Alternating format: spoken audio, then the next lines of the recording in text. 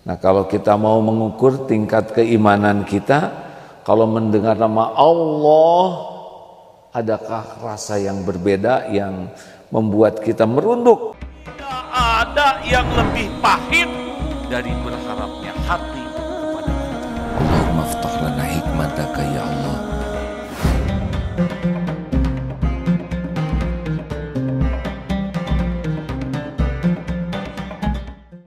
A'udzu billahi minasyaitonir rajim.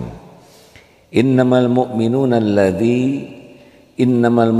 alladzina idza dzukirallaha wajilat qulubuhum wa idza tuliyat 'alaihim ayatuhu zadatkum imana wa 'ala rabbihim yatawakkalun.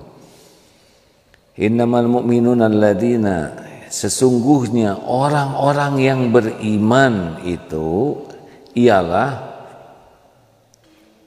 idza dzukirallah wajilat qulubuhum. Jika disebut nama Allah maka bergetar hati. Ini salah satu alat ukurnya. Allahu akbar, Allahu akbar. Ketika mendengar adzan, apa yang ada di hati kita? Biasa saja, sibuk ngobrol, sibuk mengurus urusan yang tidak ada kepentingannya, atau mendengar asma Allah disebut tuh ada getaran tertentu. Ketika orang menyebut nama Allah, ketika takbir imam, Allahu Akbar, bagaimana? Ada goncangan tidak di hati? Ada getaran? Ada sesuatu yang berbeda? Ada sesuatu yang... Atau kita sedang sholat sendirian, Allahu Akbar, atau itu ada sesuatu yang karena ketakjuban,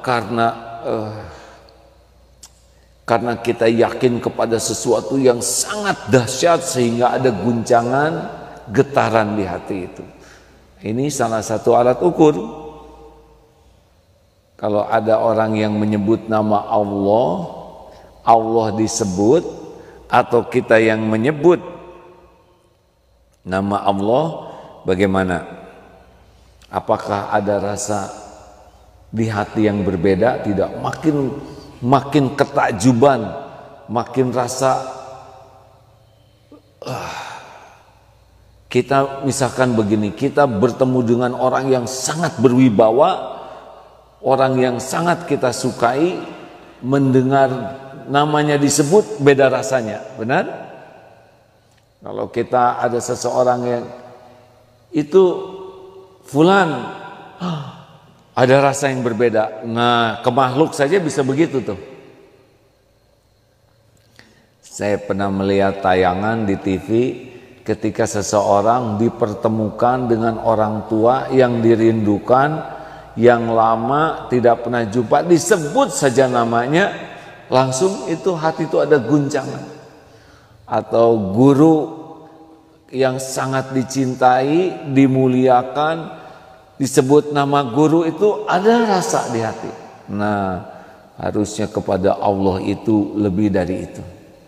Nah, kalau kita mau mengukur tingkat keimanan kita, kalau mendengar nama Allah, adakah rasa yang berbeda yang membuat kita merunduk? Kalau kata Ibnu Katsir, ayat ini adalah sifat orang yang beriman yang sebenarnya, yaitu ketika ingat Allah, jadi bukan hanya orang lain yang menyebut, tapi dirinya pun ketika ingat Allah, menyebut nama Allah, hatinya itu menjadi gentar, bergetar, ada rasa takut. Takut bukan takut ke orang yang ingin lari ya, tapi takut yang membuat ingin taat, mengerjakan perintah Allah, dan takut yang membuat seseorang berhenti dari maksiat atau menjauhi larangan Allah. Sehingga pada waktu sholat itu Bismillahirrahmanirrahim. Itu aja udah ada. Aduh, ini Allah lagi mendengarkan, Allah yang Maha Pengasih dan Maha Penyayang. Alhamdulillahi Rabbil Alamin. Ini Allah yang Maha menatap, segala puji bagimu. Nah, setiap kali kita mengingat Allah, menyebut nama Allah, ada rasa di hati itu, rasa ditatap, rasa didengar, rasa Allah sedang memperhatikan dirinya. Nah, ini membuat seseorang itu kalau disebut dan menyebut nama Allah, ada keinginan untuk semakin patuh, ada kekuatan untuk mencegahnya dari perbuatan maksiat. Ini penting nih hadirin.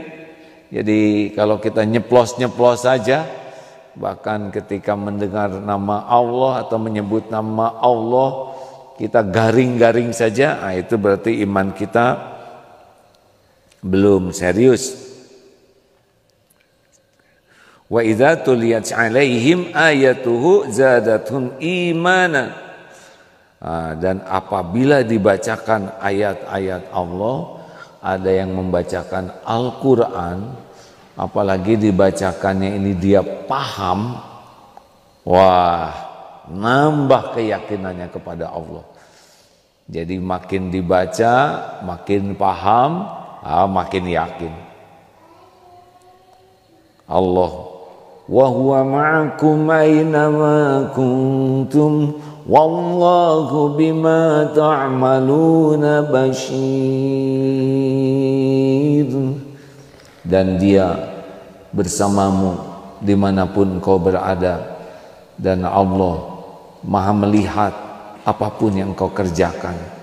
Wah, mendengar ini langsung dia akan merasa, ini Allah sedang menemani saya nih. Ini kemarin baca sebuah status yang menulis, you have Allah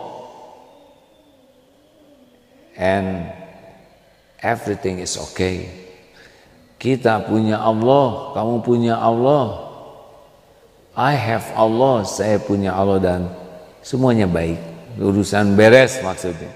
Wih, ini benar ini. Orang yang yakin kita punya Allah, sebetulnya bukan kita punya Allah, Allah milik kita, milik Allah ya.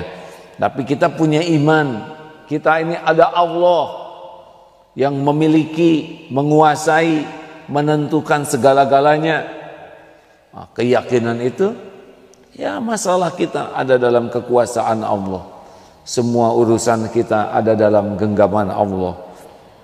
Nah, makanya orang-orang yang membaca Quran dan paham artinya, itu efeknya itu akan, dan tidak pakai nafsu ya, karena ada juga yang membaca Al-Quran dengan niat untuk nyerang orang, Al-Quran untuk menunjukkan kepandaian dirinya. Kita membaca Quran, menghafal Quran untuk pujian orang, kita menghafal Quran untuk dikagumi orang atau untuk meremehkan orang. Nah, kalau kita membaca Al-Quran dengan niat kepentingan pribadi, bukan untuk takarub kepada Allah, kelihatannya tidak akan nambah iman. Kalau orang tidak nambah iman, jadi seperti kata Ali bin Abi Thalib radhiyallahu anhu,